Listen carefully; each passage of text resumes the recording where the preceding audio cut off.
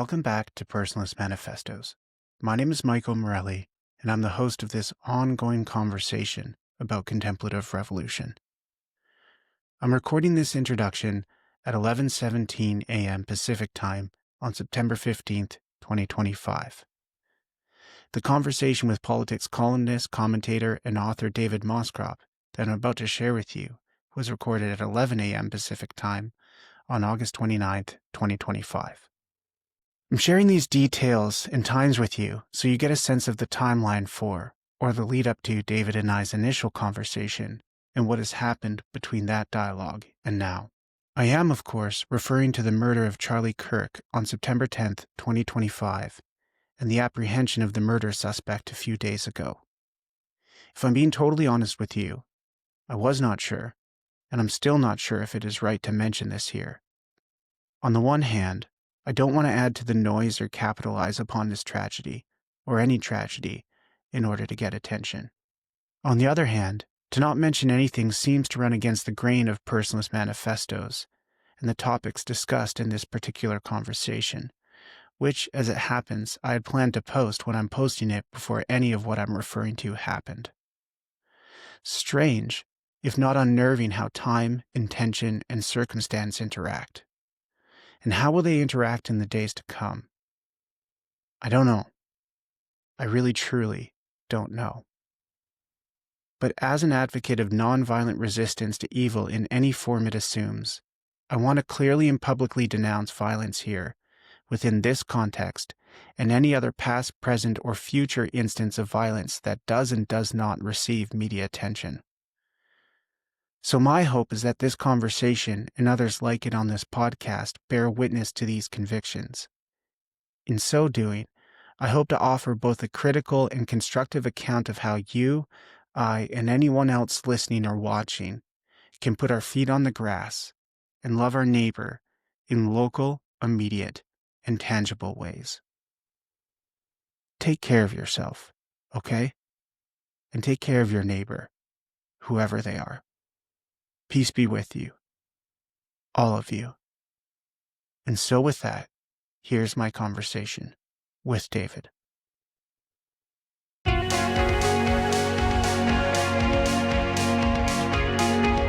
David Moscrop, welcome to Personalist Manifestos. How's it going today?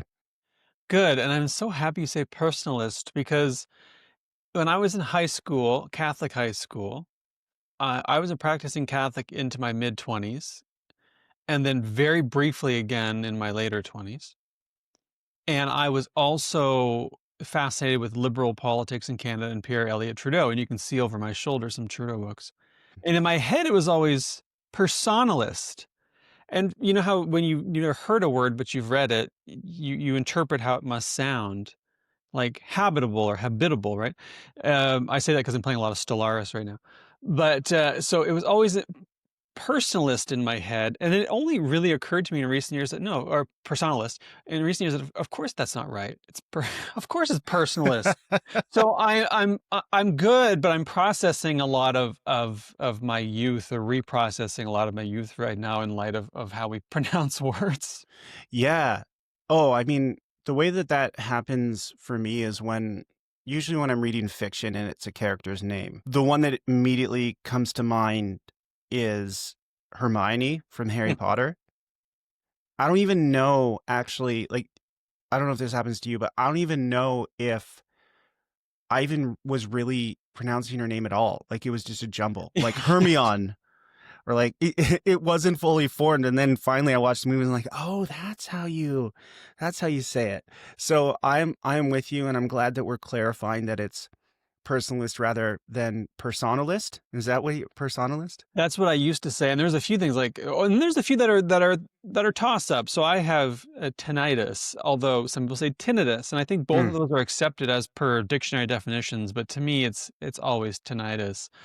But I also do this with characters. I'm glad you brought up characters, because I recently interviewed Mick Herron, the author of the Slough House series of books, which I absolutely adore, and I got him on, and I said to him, like, before we do anything, I have to say to you, in my head, when I'm reading your books and Jackson Lamb, the iconic Jackson Lamb, played by Gary Oldman, now in the Apple series, pops in, it's Brendan Gleeson in my head I see as Jackson Lamb, who seems to me to be the iconic manifestation, the platonic, if you will, manifestation of who Jackson Lamb is. And Heron was like, you know what? I could see that.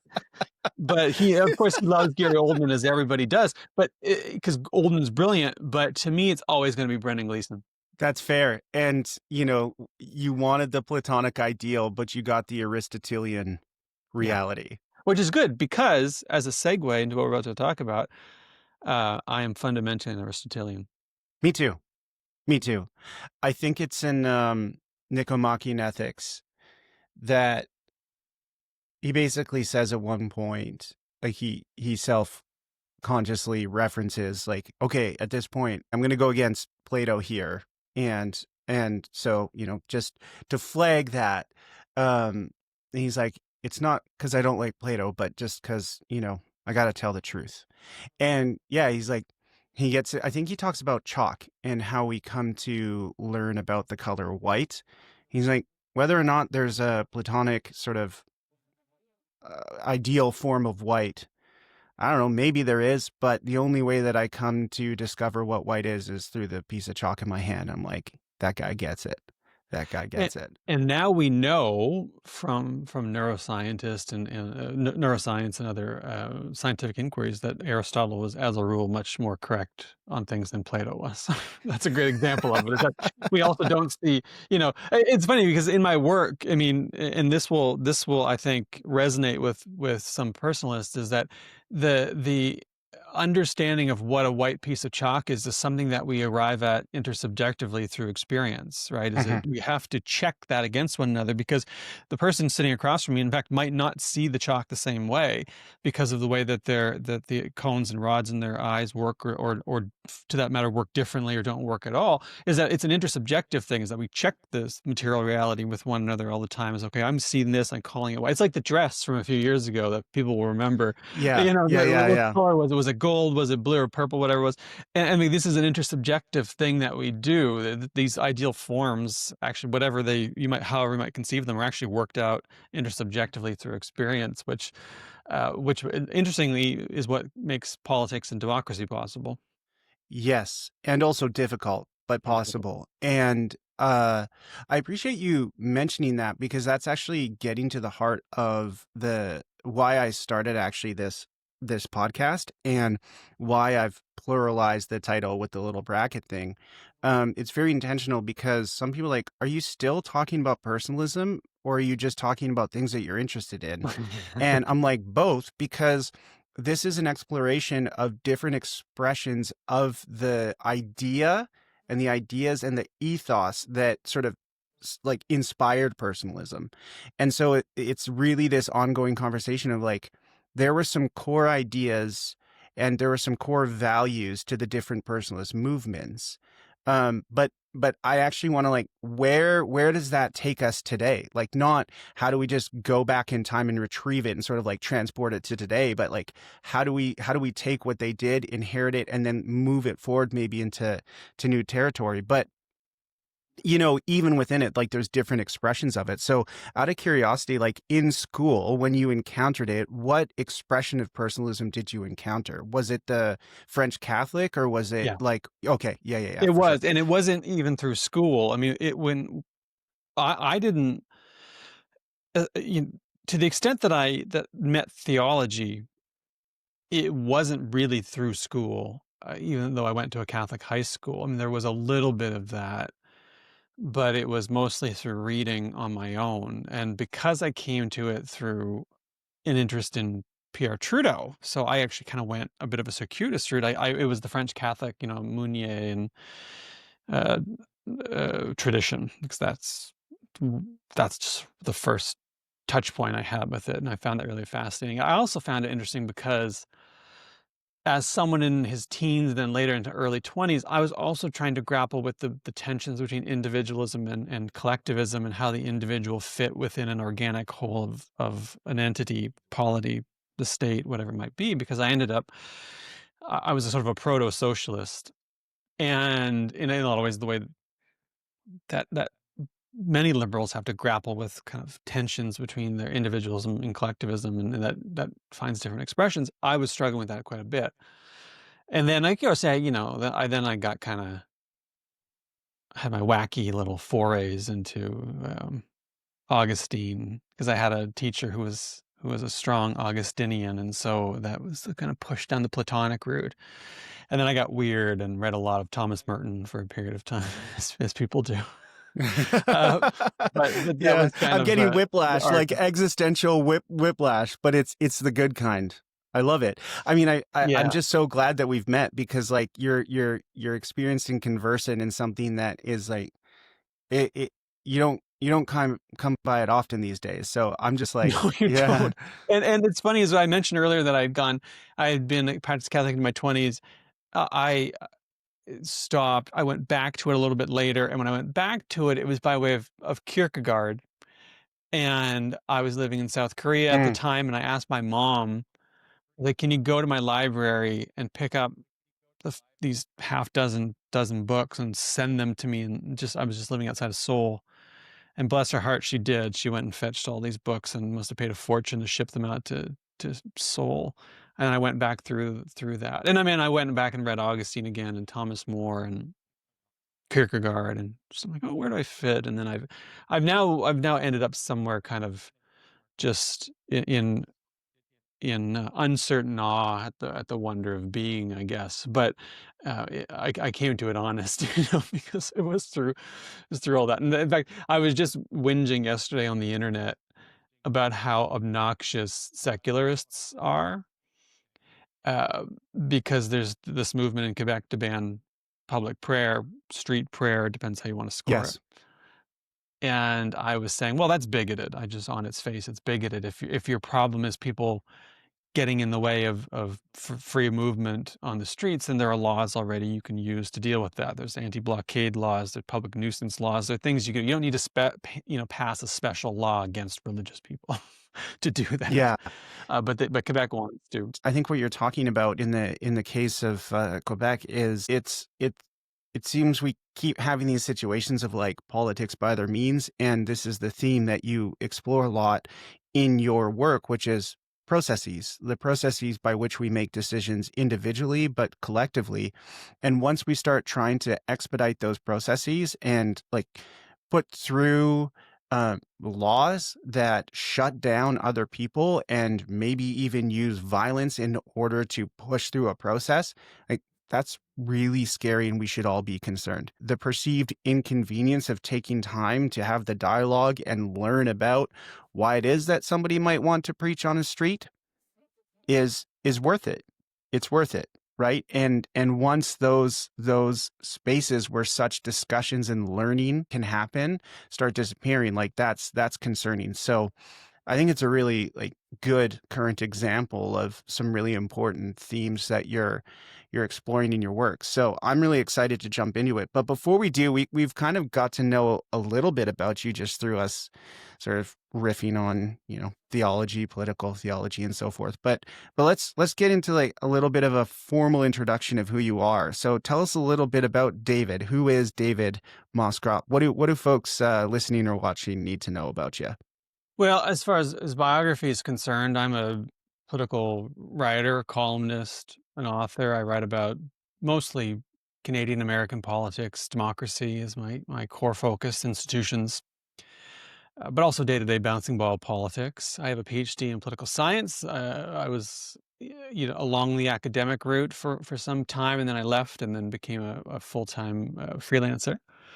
Teaches the occasional course. In fact, teaching media ethics this fall. So Aristotle will make an appearance along with Kant and Mill and the usual suspects. And I'm in Ottawa, and that's the sort of core biographical details. Politically, I maybe betrayed myself a little bit, but I'm a socialist by way of an intense concern with justice and egalitarianism, dignity of the person, but also communitarianism and this belief that the community ultimately exists as its own thing apart from the individual and needs to be reckoned with and respected. And uh, that individuals ought to have a role in self-government and not be dominated. That's the sort of theme of a civic republicanism, is non-domination. And that comes, I think, actually comes from the fact that I grew up, in Peterborough, post-industrial Peterborough in the 80s and 90s, fairly poor, with a single mother. And if you grow up in those circumstances and then you break free of that orbit, you kind of break one of two ways. You either become me, a kind of bleeding heart socialist, or you become a kind of bootstraps conservative who thinks, Yeah. why can't everyone just do what I did? You lazy bastards, just be me. Just pull Yeah. yourself up by your bootstraps. I broke the other way. And so, I maintain an intense interest in the philosophical and even occasionally the theological foundations that have shaped so much of the way I see the world and my politics, even though I spend most of my day in the kind of nitty gritty of the ephemeral, the passing, bouncing ball politics. But that's who I am, where I come from. And I'm also, a sellout and a bit of a problem because I've, now in my 40s, live in the suburbs and, you know, hide away out here and don't pay enough property taxes compared to the rest of the city and hog all the good parks and schools. And so I grapple with that a little bit too. And I'm a dog owner. I don't know how wide your shot is right now, but I've got a pup over my right shoulder, your left if you're the viewer. And Oh, okay. What kind? I can't she's see it at this point, but maybe she's what kind right of? over here. She just spends her days looking out the window, Oh, but nice. she's a I think 12-way mix between all the dogs. So she's my partner's rescue. She pre-existed me, but has become I've become part of the family, and so I'm now part of Samantha's family over here too. And I work from home every day, and so we spend the days together. She stares out that window, and I do She's too. your colleague. I stare at the computer a little bit. She's my supervisor, I love and that. so you might hear her. It's all by way of saying you might hear her, and that's the roundabout introduction, biographical and philosophical, substantive. I love it. I love it. And yeah, no, a little bit of background noise is totally fine with me.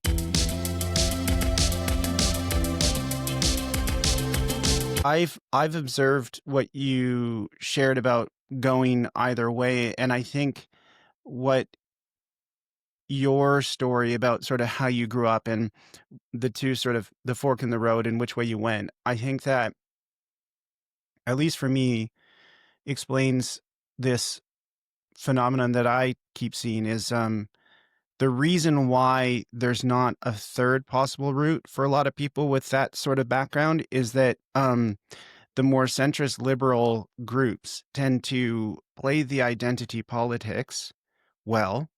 We are here for the average person. We're here for the working class folks. We care about you, you know.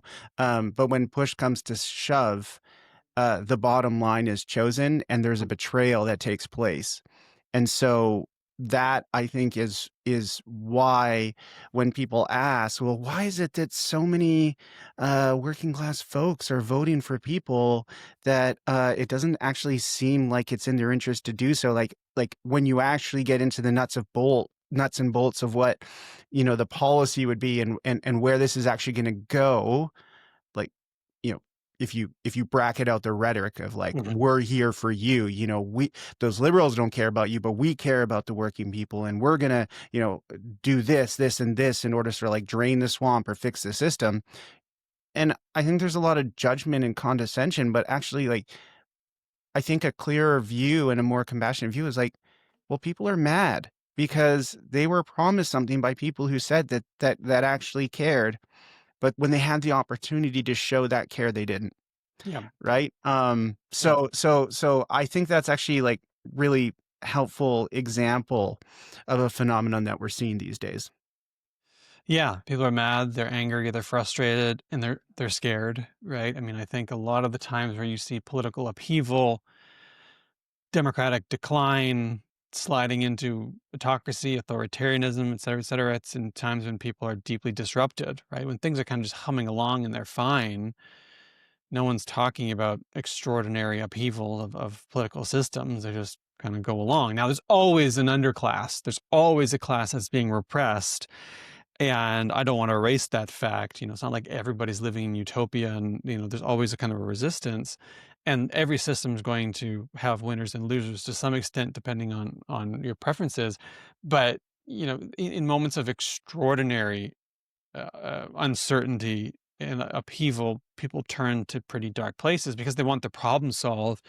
And there's always going to be someone who comes along and says, I can solve your problems. Now, it Yep. turns out that most of the time they're charlatans, right? Most of the Yes. time, Yeah. they're Dictators. absolute dictators, and they Yeah. don't really care about democracy, and they don't, we're seeing a lot of fake populism right now. I don't think populism is inherently bad. I think it's inherently risky, like anything else, dangerous. And I think it's extra risky because it tends to get exploited and abused by charlatans, and we're seeing a lot of that right now. Yeah. But you're absolutely right, is that this stuff pops up at times of upheaval. And it's incidentally one of my more Tory-ish inclinations is a deep concern about those moments, and a nervousness around upheaval. And I'm not a revolutionary socialist, for instance. I'm a kind of boring evolutionary market socialist who believes in institutions and believes in actual big change, but big, very, very careful change. And that old idea of you never tear down a fence until you know why it was put up. And if I go back to the French Revolution, I'm actually sort of sympathetic to Burke. Burke's concern around what's going on in the French Revolution, for the reason that the more inspired and noble concerns that drove a lot of the liberation behind the French Revolution, of throwing off the yoke of autocratic kingship, of absolute monarchy, descended into the terror and then descended into empire. Right. Yeah. And I Yep. always think, when I look at these big revolutionary movements, I say, well, for the most part, we have a pretty bad track record of where these things go, at least in the short term and often in the long term. And some people say, well, it's because of foreign interference. And if only I'm like, okay, fine. Maybe that's true. I don't completely buy that, by the way. But even if that is true, it's still a real thing we have to deal with in the world. So when you're advancing a political program, I want to know, okay, what's step 1, but also what's step 12 look like, and what's the probability you're actually going to get to step 12 in a way that resembles what you're telling me it's going to look like today? And the answer is almost always, I don't know. That's why I'm nervous about utopian communists who, offer these plans. I think I don't really buy it. I just don't see the path to getting there. And so I become this kind of this mutated socialist that is liked by nobody, by the way. Is like nobody ends up liking you because they don't know what to make of you, and you're not really fully fitted into any one camp. And but that's that. Anyways, that Well, so well, here's the thing. yeah. Here's the thing, David. I like you because I Fair feel enough. very seen and understood right now. And maybe this is because, and this was going to be the sort of second comment I had. Like I'm in the suburbs too, and I'm pretty boring. And I wrestle with what you wrestle with in the sense of I'm trying to do the work, whatever that work is. Like this work that we have in view here, and what you just laid out actually reflects quite well sort of where I land. And I came to that place through my reading of Elul. And actually a lot of what you're talking about here sounds in the ballpark of Elul's work, where first of all, in North America, he is known for being the guy who wrote the big book about technology, Technological Society. In France, he's actually known, well, he was initially known for writing actually a history of institutions from like Greco-Roman society until now. It's like a 5-volume thing. It hasn't been translated. It would be amazing to see it translated. But for a long time in France, that was a textbook that would be used to teach the history of institutions. And he actually taught on institutions at University of Bordeaux. And it's not like he worshipped institutions. In fact, he spent a lot of his life critiquing them and resisting nasty institutions. But I think the reason why he was so engaged in them is like, it's all we have. It's like Mhm. language. Like there's problems with language, but like if we don't have language, then we can't communicate with one another. So not like, let's not get rid of it. Let's think meaningfully about it, so that we can actually make it into the best expression that we can of it. And I think institutions are similar to language in that way. And I often say this to students: if you're going to conserve something, aka be a conservative, make sure you're conserving the right thing, Yeah, that's right. right? Like, don't conserve bad things. Mhm. So if there are good things in our world, in our past and our present, like, let's cultivate that. If there are bad things, institutionally speaking, let's reform them. Conserve the good, cultivate the good, stop and or change and reform the bad in order that it can become a part of the good. Otherwise, like, this is all we have. Otherwise, we sort of devolve into chaos and everybody does what's right in their own eyes. So this theme of revolution, though, is also very key in Elul's treatment of politics and revolution. He actually has a book called Autopsy of Revolution. It's great. And I don't know how much if any of Elul you've written, but I feel like he'd be your jam. Yeah. But he makes this distinction that you just made. There's a difference between sort of tipping over a table and actually, like, removing a table from the room and building a new table that is usable, basically. So he says revolt is that sort of an initial burst of resistance and overthrow, and sometimes that succeeds and sometimes it doesn't. But when it succeeds, that doesn't necessarily mean that it's a proper revolution. It's a revolt. What really makes it a revolution is like year 1, year 2, year 3, year Mhm. 4, year 5, the long haul of, like, okay, you're the dog, you've been chasing the car, you've caught it. What are you going to do with it? And Elul said, like, a true revolution is one in which there is a substantial change of the current status of things. But it's not just that, it's actually like a sustainable movement forward that's an alternative to what existed before. So, Yeah.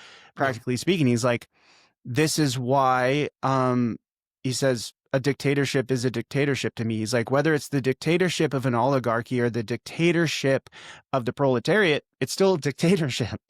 And I'd rather have neither. So, violent revolution tends to beget more violence. And so we keep coming back to square one. So how do we pursue a type of revolution that that doesn't uh use the means of what it is that you are revolting against? And he makes this really provocative point that um the French Revolution actually didn't sort of resist the tide of history. It actually just hastened it. Mhm. The killing of the king, regicide, was like, that was the sort of symbolic and maybe even literal bearing of any sort of trace of the divine within the sort of secular political sphere. And he's like, that's where everything was going Yeah, anyway. exactly. You were getting well, Like, it I was wasn't going like, to yeah. I was going So to say I'm maybe a bad leftist, because if you said to me, "Do you want the Glorious Revolution or the French Revolution?" I would say the Glorious Revolution every time, right? yeah, Like, I would much rather have the Glorious Revolution in some ways. But you're right. We were headed towards constitutional monarchy, or yeah, some iteration of that, or at least a constrained head of state, one way or the other. That was the world, and I don't yeah, think the French Revolution. I mean, I guess one of the open questions, and I'm not an expert in this, and I'm not familiar with historiography, but I mean, maybe someone would say, well, it hastened it for everybody, it pushed the whole movement ahead. I don't really think that's true, but maybe that would be the defense. But in some ways, I would argue it probably set back a lot of the cause of historical development towards a sort of gentler society, because it required, well, for one, it birthed an empire, an autocratic empire for quite some time, and it required a concerted effort from the rest of Europe, heavily militarized, to counter the rise of that empire, right? Because and then two exiles, and I say this as a fan. Again, over my shoulders somewhere, there's a big row of Napoleon biographies, because mm, I find them utterly fascinating. But were we better off with that? No, right? I mean, Okay, so you get it. I've got Andrew Roberts' beautiful biography of Napoleon over here, and then I've got a whole bunch more somewhere in this pile. But I don't. It's not obvious to me that that was an advancement, right? In fact, in some ways, I think it was regressive, and so I get really, really nervous. And you mentioned the dictatorship of the proletariat. That whole program is premised on that being no longer necessary at some point, but that never happened. Right? Yeah. Right. It was a century almost. Not quite. It was 80 years, a little bit less.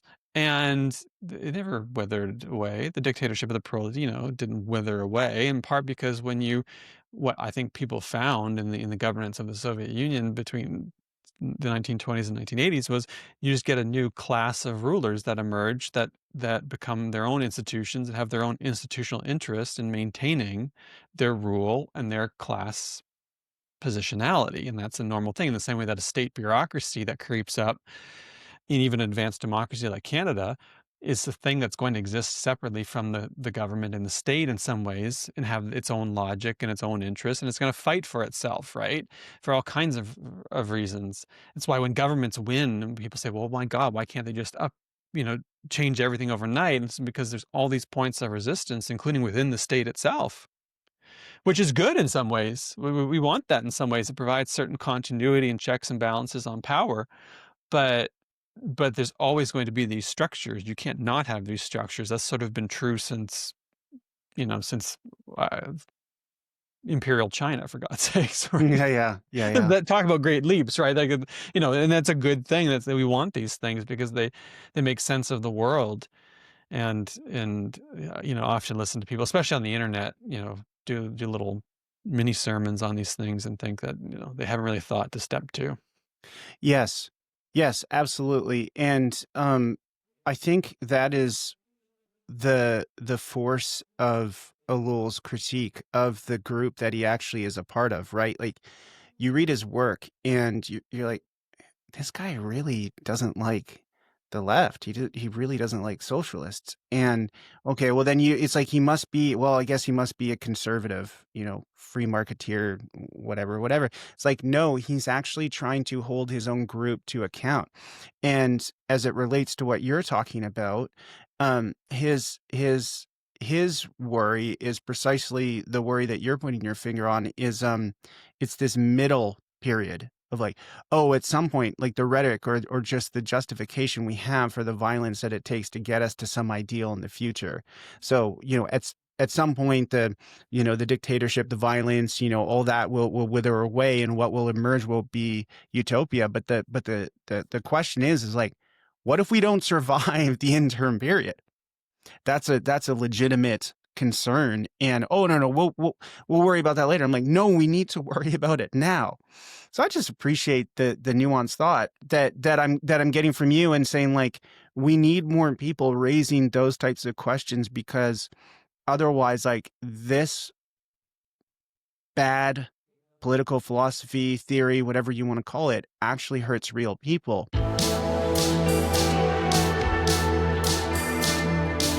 What I appreciate about you is that you're actually fitting in the neuroscience perspective.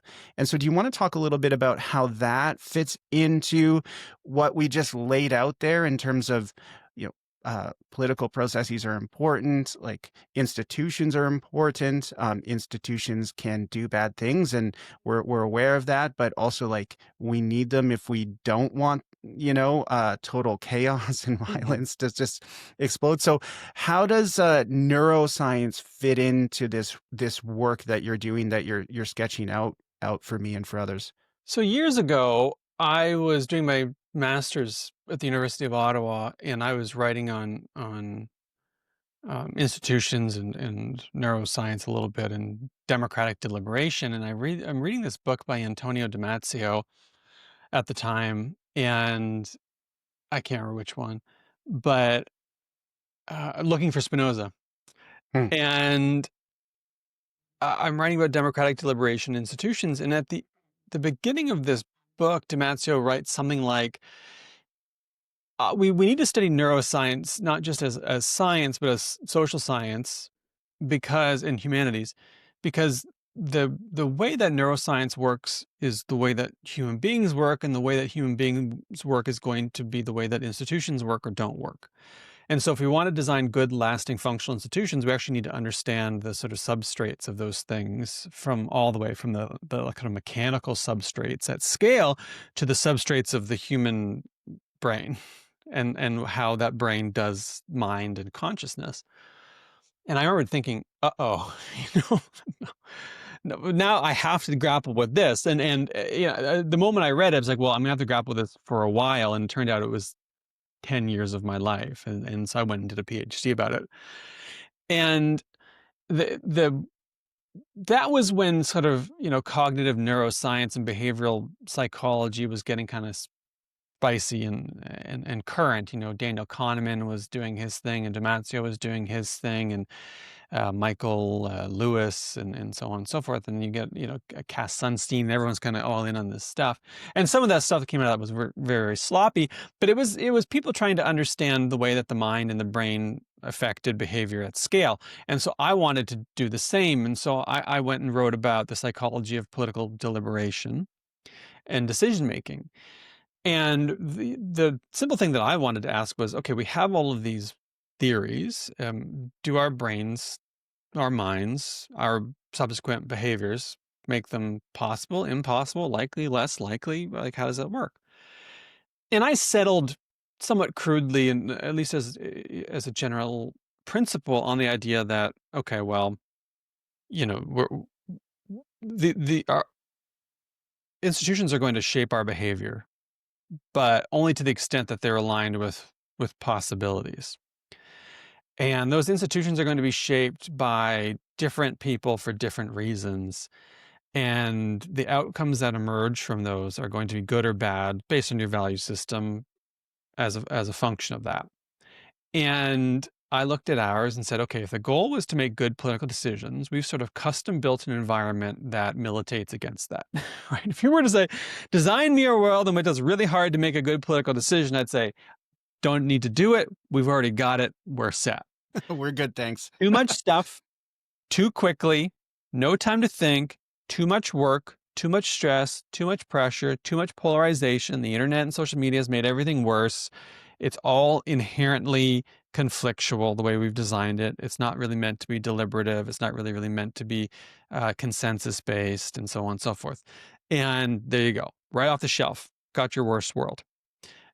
And now let's throw AI into it, right? Because why not, right? And so my project has sort of been to say, well, what are the ways we could work within these structures to make things a little bit better, and to maybe carve out spaces?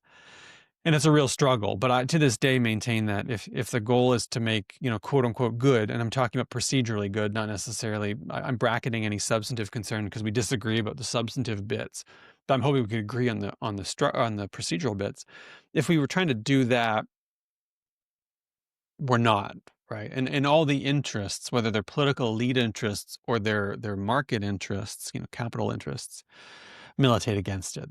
They don't want that. And when politicians say, we want people to vote, blah, blah, blah, not really, right? They want their side to vote. They want their likely voters to vote, but they don't really want everyone to vote. And they don't want people to take part in political life unless they're mobilizing them deliberately towards some specific discrete end, and then go back home and get back to work, and that's been really frustrating to me for reasons I described earlier, because my politics are premised on popular engagement and balance of power and participatory democratic life and non-domination, and we don't really have that. Yeah. You use some really interesting examples in your book to sort of capture this, and they're not present examples, although you do have those. But what I found really interesting were the historical examples you use. So you talk about the decay of democracy in Rome, or I can't remember which civilization it was, but even like the existential threats of treatment of the environment and where that can go. And Sumerian. Yes, the Sumerian. Yes, that's right. I forgot to write it down. And can you talk about those two examples, because I think it really helps frame where we are now. It's like this isn't the first time that this has happened, and I think a lot of people need to hear that, because everything that you're talking about here really explains, just like our late modern, whatever it is stage we're in, like malaise and dread and fear and anxiety and division. And so having some historical examples that just sort of not normalize it, but just sort of frame it, I think actually just sort of is actually helpful, because it's like, okay, this is a phenomenon that we've seen before, and if it is, then maybe we can actually get ourselves out of this mess that we're in. Yeah, I'll start with two things. The first is, I don't know if I mean, some listeners will have, viewers will have seen The Graduate, and others will have been born decades after it was made. But I've got one word for you: entropy. I mean, I one of the things that when I wrote the chapter, the history chapter of the book, it was much, much, much longer, because that was to me the most interesting part. And my editor came back to me and said, "It's very, very interesting, Dave. It's also not what your book is about. So cut it, cut it basically into a third of what it was," because I just laid on so many examples and gone deep into them. And she's like, "That's not what this book's about." Write You a just different book about described that. doing a doctorate. Really Yes. interesting, but totally not It's pertinent. the inverted pyramid, right? Is Yeah, what yeah, it yeah. is you're Yeah. doing this. Yeah. And so I've learned that a couple lesson a couple times, alas, or maybe I haven't learned it. But the takeaway is that everything is breaking down all the time. I mean, there's just a kind of I think, natural tendency towards entropy for all kinds of different reasons. The example of Sumer in ancient Babylon was that you had a society that had a ruling class. It's pretty top heavy. It had a military because people were fighting over territory, and that was all run on agriculture for the most part, because you had to feed people, but you also had to pay the military. And in what Susan Wise Bauer, the historian, calls the first ecological disaster, the Sumerians had effectively farmed themselves into destruction, because they didn't really have fallow fields. They would farm, they would farm, they would farm, they'd overfarm.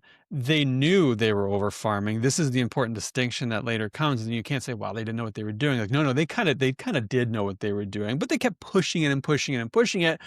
And the fields became so salinated that they weren't uh, efficient anymore, and the crops wouldn't grow at scale. That was the end of the empire. And in a sense, the Roman Empire was, I mean, the collapse of the Roman Empire is, I know, complicated. Yeah, People yeah. often say that the amazing part of the Roman Empire wasn't its fall, but the fact that it was kind of, it lasted 1,000 years more or less. But even then, not sort of, right? And but again, you get a ruling class that becomes decadent and detached and obsessed with growth for the sake of growth, and you then get internal strife and decline, and that's the end of it. And we see time and time again, the lesson is that it takes a really long time to build these institutions and to build these polities, whether they're empires or democracies or whatever they might be, republics or empires or democracies. And then they collapse for all kinds of reasons. And the contemporary example is the United States, right? Is that I think it's generally accepted now, even on the right among some, that the United States is an empire. It's an empire, certainly of a sort. It has foreign presence and control, and it dominates culturally and dominates economically, and so on and so forth. It's at least a form of an empire, and it's now in serious decline.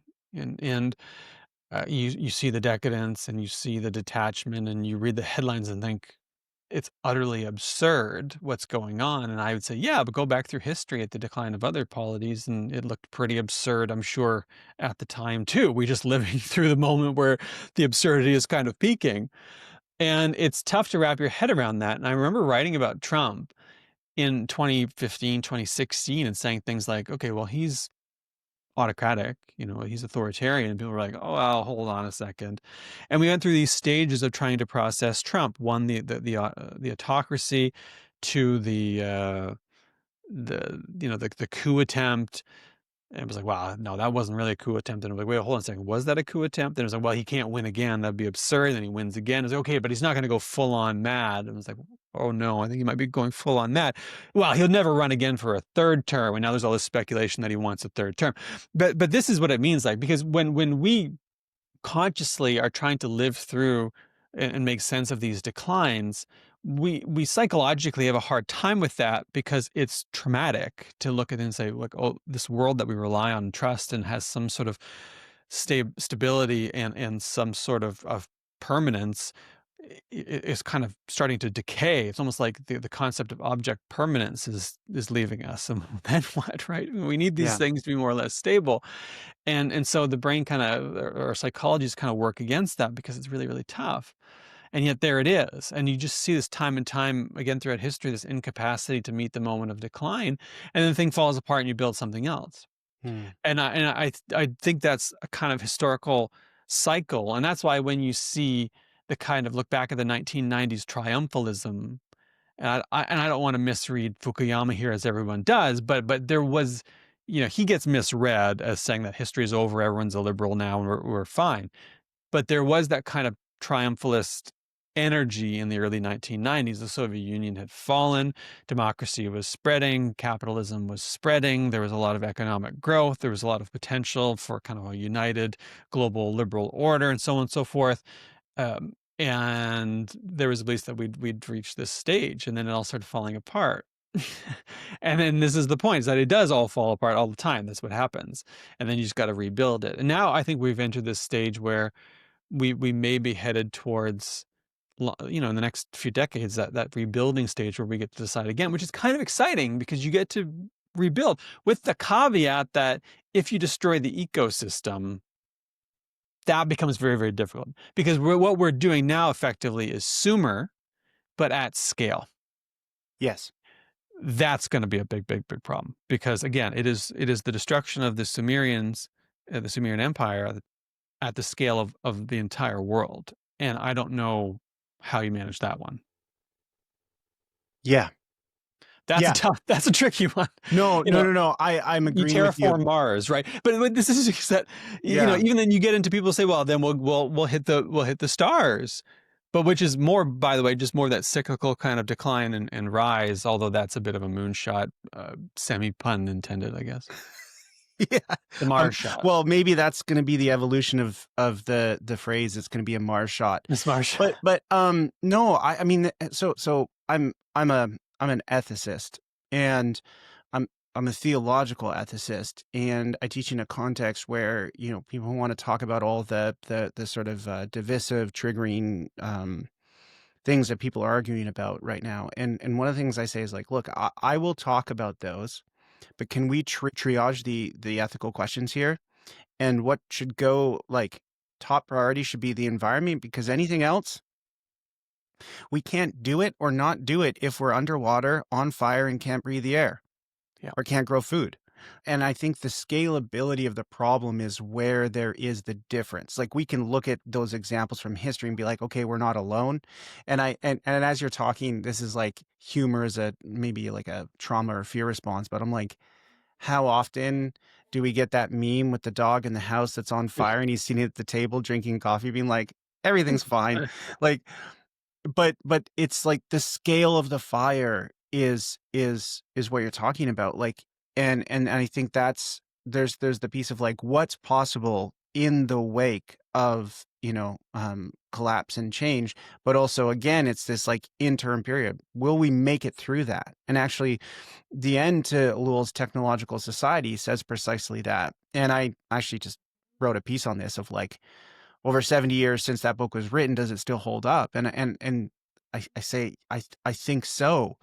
And it's this interim period that is the scary period of like, will we survive that in order to get what we're envisioning being on the other side? And of course, some people are just saying, like, well, we'll just colonize another planet. But it's like, we're actually, wherever we go, there we are. Yeah. Yeah. So, Yeah. right, and I think Interstellar is such a dramatic portrayal of this type of like vision and ideology. Is the monologue from Matthew McConaughey is like, we're not farmers. We never have been. We're pioneers. We're Mhm. explorers. And it's really good movie, well acted, well filmed, Christopher Nolan's great, but I'm like, philosophically, I have so many problems with that. Because this is our problem. It's like, well, we ruined this one. Let's just get more tech, which caused the problem in the first place. Find another planet to colonize, and then, a couple thousand years from now, we'll be in the same place. And so, like, what if we actually said, maybe we should be farmers who are attentive to the soil that we rely upon for our food and not ignore the warning signs? Yeah. I was like, yeah, but I really like my tech and I don't want to change. And this and you're getting into the psychological reasons for that. And it does make me think like how much of this is, you know, like thinking about it in terms of like addictive behavior or almost sort of like that cycle of abuse phenomenon, right? Of like the way that you talked about Trump, right? And this whiplash of like, well, is he this? Is he that? I don't know. And then, okay, maybe he's good. Oh, he's sort of like he's good now. We're good now. We're good now. There's like honeymoon period, or was that Mhm. a coup attempt? And maybe or I don't know. And then we sort of reason ourselves into accepting really really bad behavior that actually harms us and other people. And it's like we're addicted to that. We're like addicted to that roller coaster of like a gambler who doesn't just get like a dopamine hit when they win, but also gets a dopamine hit when they lose, Yeah. right? And so I don't know. I'm just like thinking out loud here, but what do you make of this sort of like spaghetti that I'm throwing at the No, wall well, here, it's David? interesting because I on the climate thing, one thing you didn't mention, because I'm worried about all the things that you're worried about, but I'm also worried about our response to them, right? So you can list all the ecological disasters that are going to emerge from climate change, from famine and flood and fire and poisoned air and so on. Um, those scare me. What terrifies me, though, is the political response to those things, is that we're going to have to respond to them at scale. And that's going to be nasty because we've seen how we behave in the face of disaster. We've seen how we behave when there's a refugee crisis. Spoiler, it's not good. Yeah. And so the kind of political and geopolitical response to these crises is going to be bad. We've already seen American politicians basically say we need to invade Canada because they're blowing all this smoke south from the wildfires, right? Not, I'm exaggerating, but you get the idea. And the idea, okay, first of all, it's a little bit rich from the country that per capita puts out way more climate pollution than anyone. By the way, guess why the forests are on fire? It's not just lightning. Uh, anyways, but so yeah, that concerns you a great deal because we've learned through history that we don't have these great responses long term in the face of decline. And when you mentioned Interstellar, I was dreadfully late to reading the Expanse series, and I finally started reading I haven't read them, so you're ahead of me. I'm finishing the first book right now. Brilliant. Okay. And the premise of it is obviously that we've colonized, the outer planets, and there's the inner planets, and there's the belt, and there's a political intrigue and so on. But basically, we're the same. We've colonized all these, but now the colonies are fighting, right? Yeah. Mars doesn't get along with Earth, doesn't get along with the Belters, and because of course not. So like you could do that, but you're going to have the same level of conflict, just at a kind of interstellar or planetary, I should say, scale, Hmm. in the way that the colonists, in New England would later fight with the home rule, the kingdom in the United Kingdom. And so I'm very, very nervous about what happens, in the decline and fall from climate change. And then, of course, even if we were to escape, not an obvious solution.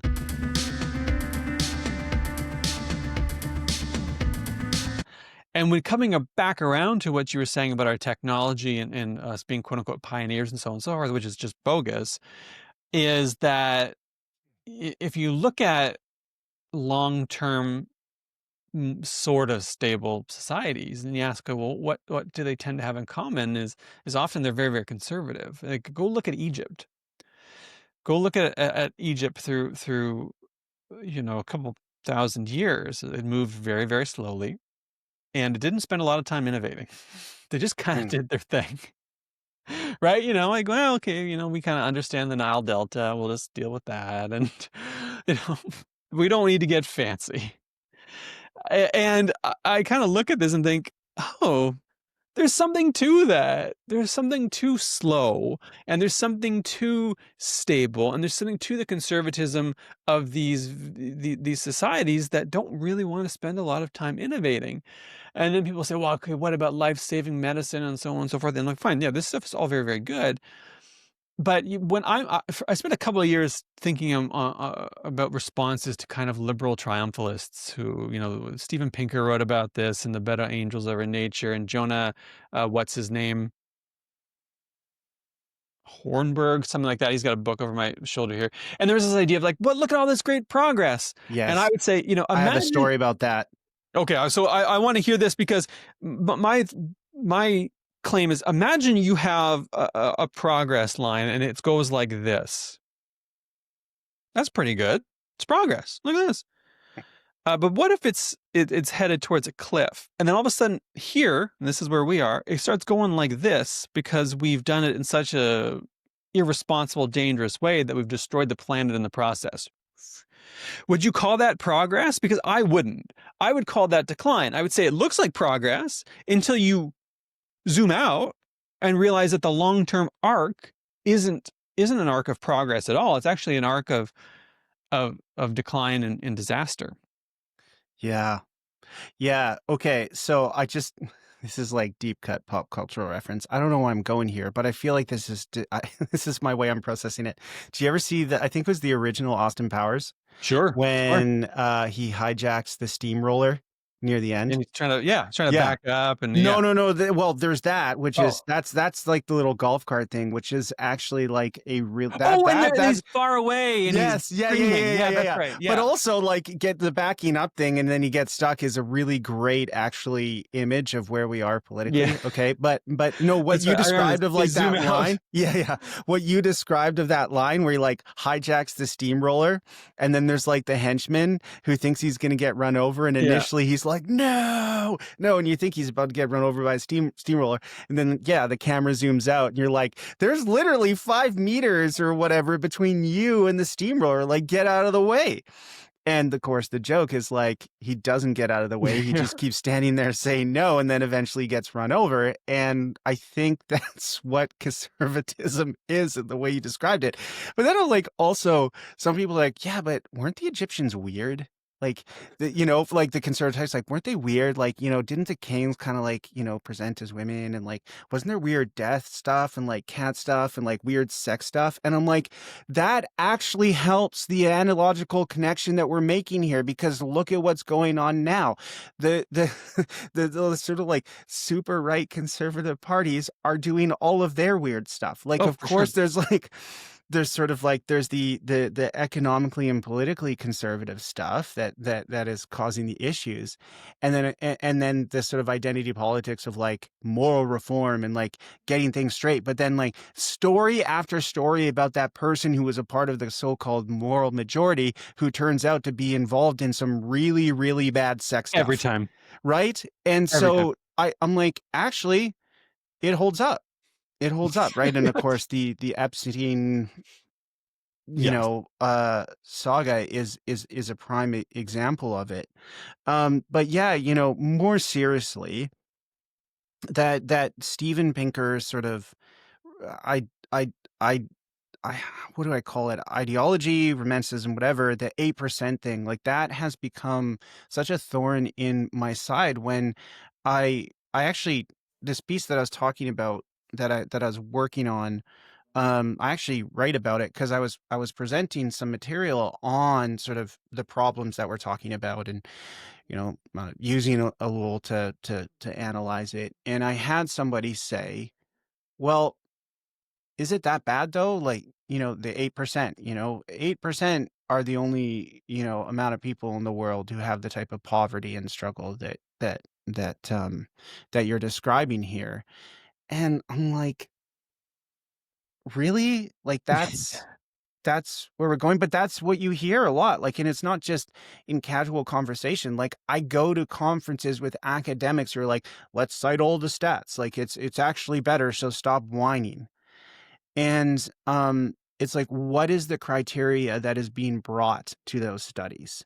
And here's the other thing, like that work that you're talking about, Steven Pinker, is like, when Bill Gates says this is the best book he's read ever, it's like, why does Bill Gates like it? Yeah. Because it makes Bill Gates feel good Yeah. about where he's at, like economically, and what he has done to get there, and to feel okay about the obscene amount of wealth that he has, and how there are so many people who obscenely just don't have that. And so anyway, I'm now this is like my axe to grind with that sort of rhetoric, but I think there may be some people listening and or watching who are like, yeah, but is it really that bad? And like, maybe not for you, but what about people where it is, right?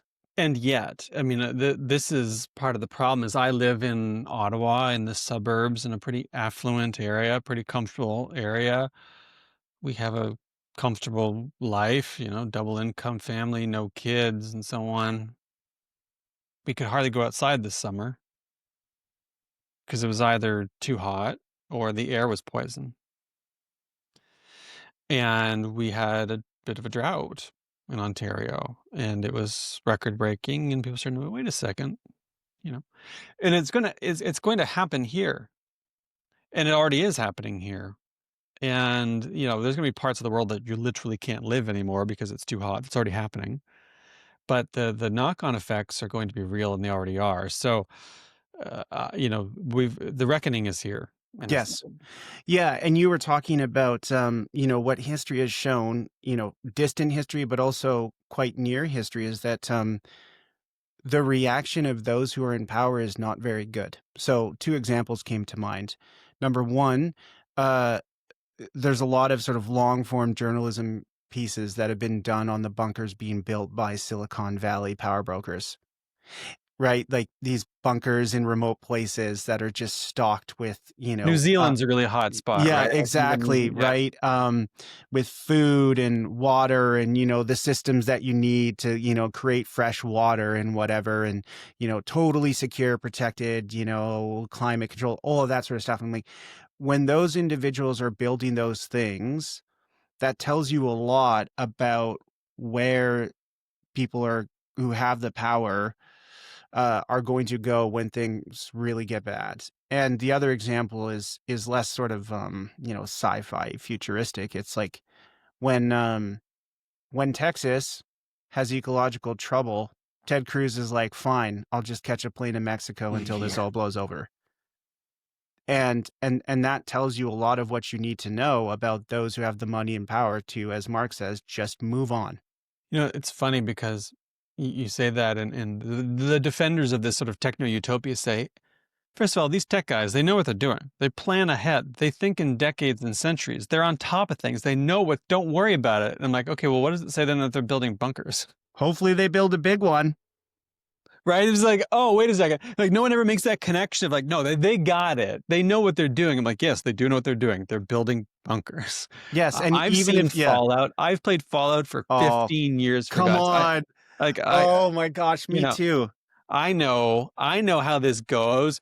And but again, psychologically, it's very difficult for us to confront that because it's deeply, deeply unpleasant. And anyone who in their life procrastinates, we know that procrastination typically isn't about laziness. It's about emotional dysregulation. It's an emotional aversion more than anything else. And so if you're procrastinating, there's a deeper reason you're procrastinating. It's probably not because you're lazy. And psychologically, it's difficult sometimes to confront things, including these tasks we want to do or work or whatever. Well, what if that task or work or whatever was the collapse of everything we know, have known, have been promised for our entire lives? That's rough. That's Yeah. difficult to deal with. So it's extraordinarily difficult to process, and I look around and think, who's going to lead us out of this? And the answer is, no individual in power. This is a collective problem that it really does take, grassroots mobilization, movement, collective action, because, well, political class is not going to fix it. Yeah. Yeah, and I do want to get to sort of the constructive sort of so what when we land the plane here. We've raised a lot of problems and freaked ourselves out and maybe freaked out a few people in the process. But before we get to that, I'm aware that you're doing some research specifically in the area of nationalism, and I'd love to hear you sort of comment on your research and what is that yielding. What are some themes that you're exploring in that newer research before we get to sort of like, here are some practical things we can do if we are getting a little bit sort of dysregulated even listening to this, and like, where do I start dealing with this because this problem is so big. But tell me a little bit about you're digging into the theme of nationalism, because I'm interested to hear about that. Yeah, that's my new book, and it came out of the moment, really, because in response to Donald Trump, tariffs, talk of the 51st state and all that, we had this resurgence of nationalism. And nationalism in Canada ebbs and flows. So this moment is, in some senses, remarkable, but in other senses, just sort of repeats and has repeated every so often, pretty much since before Confederation. Like, we assert our national identity from time to time, whether it's the free trade debate or Vietnam or the Iraq War or whatever it might be. And this moment is interesting because, on the one hand, there has been a very real assertion and backed by action of a national identity that is fundamentally, we are our own sovereign state. We make our own decisions, and you know what? We're not going to be dictated to by the Yankees, and so we're not going to travel there. Travel to the U.S. has fallen way, way off. We're not going to buy your produce, and so on and so forth. We're not going to ship to you, whatever it might be. But then, on the other hand, we've just invested more in the U.S. equity market than at any other time in our history, both individually and at scale, collectively. The Canada Pension Plan, Bell Canada, the Davie Shipyard, and so on and so forth. So, okay, because there's a lot of money there, and we want the money. So, it's a bit of a mixed bag, and the whole service of Elbows Up has been because we actually wanted more stable long-term access to the American market, right? This fight isn't about us wanting out, it's about us wanting in. Yeah. And so it's complicated, and so I'm digging into the rhetoric versus the reality, trying to understand how long it's going to last, and but also trying to grapple with my own feelings of a reluctant nationalism, because when it went down, my visceral immediate response was the kind of elbows up thing, even though I was like, well, this isn't me. Like, I'm not a flag waver. I'm not I don't think about these things. I don't care about them. But then I did, and it was classic. It's just like basic in-group, out-group psychology. Is we had a thing that we liked and treasured, or it served us, and an external aggressor threatened it, and then we all came together, more or less, to unite behind the cause of preserving it. And like, that's just kind of psychology 101 stuff. Yeah, it's like when Basic you stuff. don't get the invite to a birthday party that you never wanted to go to, Yeah. but now that you're not invited, you really want to go. That's right. That's right. It's just basic, evolutionary, social, et cetera, psychology. It's like, well, we're just kind of fancy monkeys, like we've got a territory we're trying to protect. Someone's threatening that. We've all banded together to resist that threat. And now we're this in group, and we're resisting the out group, and we check that membership along these markers. Like, okay, are you elbows up? Are you traveling to the US? Are you buying American produce? Like, what are you? Okay, no, you're good. Okay, you can be part of the in group. All right, Yeah. that's like same as it ever was. And if tomorrow the tariffs were gone, and tomorrow Trump wasn't talking about 51st state, which he sort of isn't talking about anyway anymore, we would, I think, be skeptical and nervous for a period of time, probably quite some time. We'd probably continue to do internal trade building and external trade diversification, but we would go back to the old, U.S. Mexico Canada agreement order tomorrow if we thought we could. We just like that. We absolutely would, because it's worth $1 trillion a year, right? Yeah. Yeah. Yeah.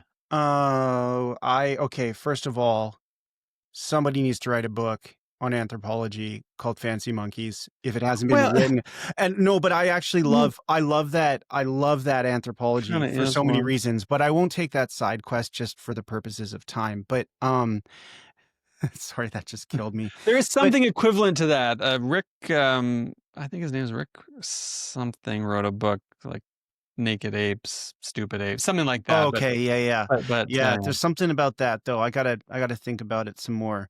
it's a But more seriously, and maybe not, but I felt like John Stewart's response to this in terms of like Canada, like why would you bully Canada? Like Canada has been the state's labradoodle for years, and you're gonna beat up on the one dog that has followed you faithfully into so many stupid decisions, right? Um, but I think the thing is I was similar to you in a way where, yeah, I'm not like a flag waving nationalist. In fact, like I actually get quite grumpy on the days where Canadians become their most nationalist, right? And it's the Alul and Virilio scholar in me and others that explain that. I think very human reaction to being treated very poorly, and I think one of the examples for me and for a lot of Canadians was the Four Nations face off, and yeah. how all of a sudden it's just like that hockey game, it's already just, it's the Canadian sport. It's Hmm. our game. And, we love the fact that in the Winter Olympics, like we always beat the States. Like that's just the one thing that we can hold over them among others. But like, y- y- I had so much more invested in that game and it felt Yep. good. But it is this fancy monkey Michael, like I I can speak as we've been speaking in this conversation, using my prefrontal cortex because, I'm a scholar and that's what I do. But I'm like, there's also The lizard brain. the lizard brain that is like, Ugh, or even the labradoodle of like the labradoodle is a kind dog. There's a reason why so many people have them. But like if you keep bullying that dog, it will bite you. Like yeah. even a labradoodle at some point will snap. And I feel like that's us. And that's the fear that I have with this research in nationalism is like history has told us that any form of this doesn't end well. So Yes. let's not ignore the warning signs, despite the fact that it really sucks to feel how we feel right now. And there is a like, I'll show you, but that's not going to actually produce the sort of hopefully we want a constructive outcome. And if we do, like that's not going to produce it.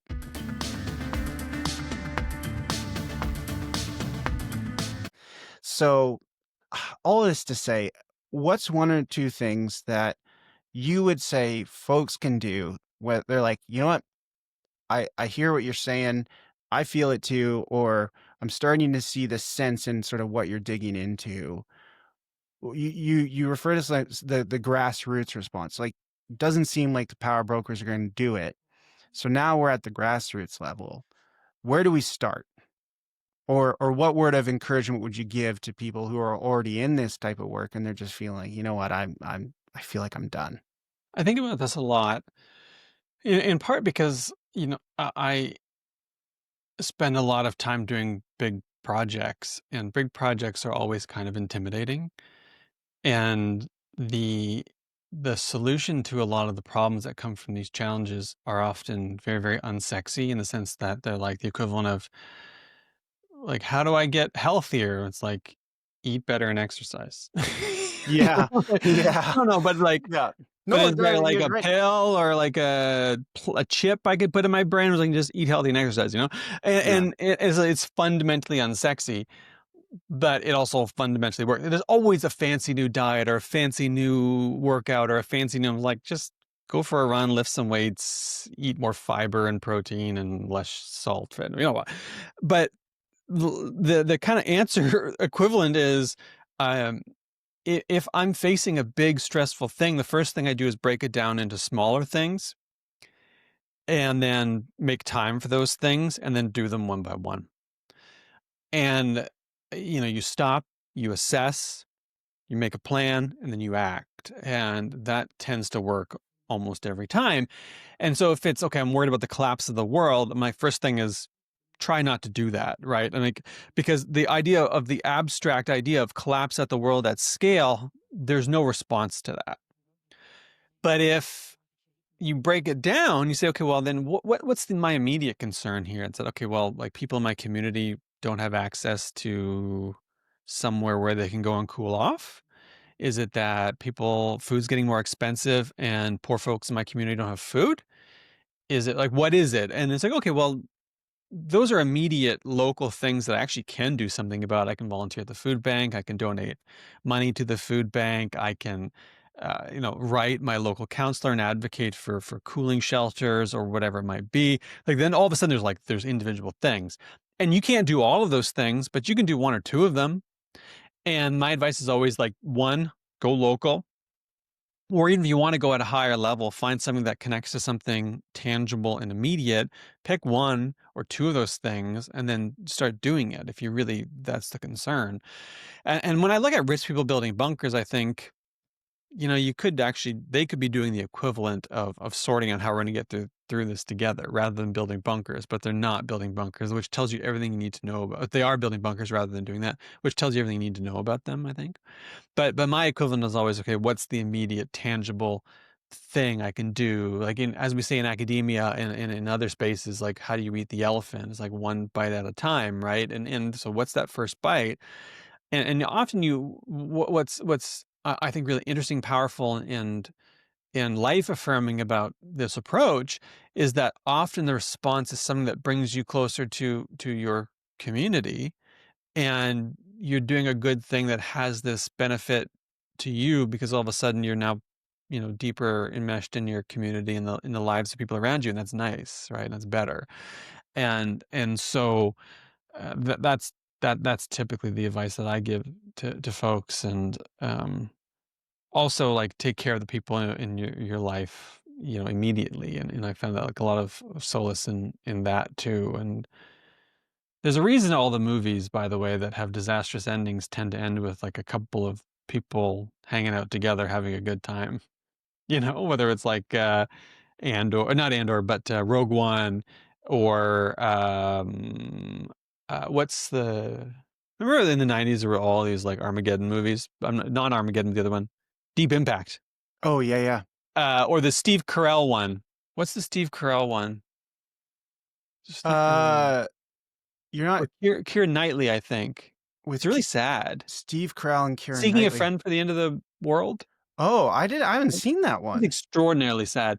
But there's all these things, and the point always is that it's the immediate tangible things you can wrap your head around that make the difference. And whenever I kind of float away, I try to really touch grass, because that's what it comes down to as a kind of mantra, and it works. It Yeah. really does. Yeah. Yeah, I actually really appreciate that. There's a line that Alul and his friend Charbonneau had, and it was part of the personalist vision, which was think globally, act locally. And and I think what you're talking about too is care for the person that's local, both your immediate family, both your friend, your colleague, but also the person that you just can't stand and actually like hate. And of course, the Christian articulation that is, love God with all your heart, mind, soul, and strength, and love your neighbor as yourself. And I think that's the radicality of that very like the first part, loving the God piece, is like the big cosmic thing. But the second part is kind of like, as you say, like the unsexy part of that command, and yet it connects to the first part. And over time, like, you realize how hard that is, because you're like, well, who's my neighbor? And you're like, both the person you really, really love, but also the person that you've hated since day one. And the radicality of that.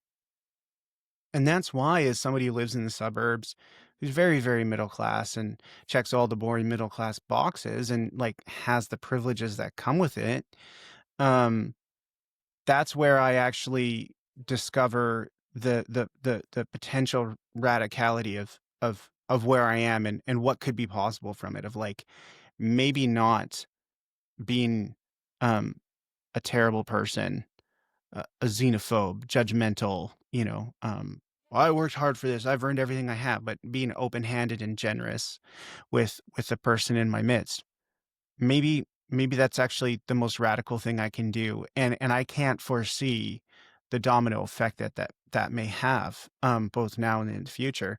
And and if we can't do that, as I think about it, as I listen to myself, if we can't do that at the local level, the very, very local level, can we expect to do that at, like, the the city level, the Yeah. provincial level, the federal level, the global level? I just don't think so.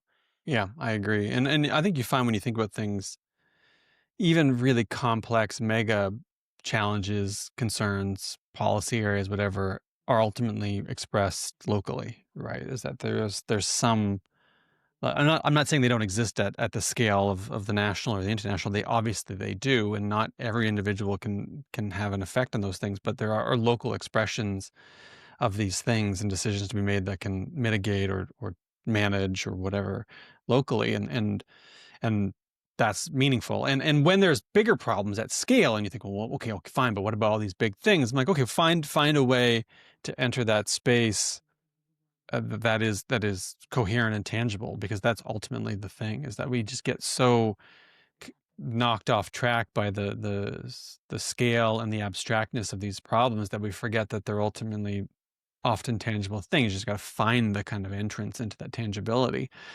uh, and it does. It's not a bad way to pass your hours. And the other thing I'll say really quickly is regarding people who get burned out or tired, is that don't be a martyr, right? You ultimately also have to give yourself lots of time and grace and space, because it really boils down to, you put your own mask on first, right? So if you're no good, if you're a wreck, right? You've got to be in the shape to help others, and that often does start with at least making sure that you're taking care of yourself. That's not to say, be selfish, but it Yeah. is to say take care of yourself so that you can, one, enjoy the life that you have a right to enjoy, but also then serve other people too. Yeah. Yeah, 100%. I was actually just in a conversation before we hit record with a colleague, and we were talking about precisely this thing in a different context, but very much that. If, especially if you're in a helping profession, um, you have to figure out how to take care of yourself before you start helping other people out, because otherwise you're a ticking time bomb for yourself and those people. And, this theme of institutions, I do find it interesting that you and I are both part of institutions and trying to create some change at the micro level. Like, you're in journalism. Like, that is a institution that is in its sort of classic form. There's not a lot of trust. And Yeah. I'm in a higher education institution, and there's decreasing trust in those, and in many cases for good reason. And I actually think a lot about higher ed and its status and where it's going, and I wonder to myself and my colleagues, like, is what is happening to higher education what happened to journalism 10 to 15 years ago? This is a whole other Mm, episode. But, like, the position that it's in, declining enrollments, schools shutting down, like, small, medium, and large schools really struggling. Is this just the higher ed version of journalism in the music industry? I really think about that, but, to just give up on it is I think we can't think about that as an option, but actually, how can you engage in that institution in such a way that maybe you leave one or two little pieces of it in a better spot? yeah. Like when you arrived and when you leave a couple things maybe a little bit better. so that the person coming after, has less of a dragon to wrestle or fight or whatever. So Mhm. thank you for your work, David. I really appreciate it. This conversation has been great, and all the best to you as you work on the book. Do you have like a timeline of when you're hoping to finish it, or is it just kind of you'll let us know when it's ready? Well, speaking of eating the elephant, that's one of my goals for this weekend is to sit down and to figure that out because it's Okay. due sooner rather than later. So I have Okay. Yeah. Okay. And you're on gonna social take some media? bites. How do people, follow you? Yes. I'm still on Twitter with my name, David Moscrop, Blue Sky. I have a Substack newsletter, LinkedIn, which I don't know for some reason exists, and I'm in all those places. Yeah. Well, I'll make sure to put that in the show notes. And yeah, I'm on LinkedIn too. I was told by my colleague I need to be on it, and I don't know. Yeah, I And the know. amount of notifications, like, chill out. I know. Why are you telling me this? Anyway, thanks, man. This has been great. Thanks so much.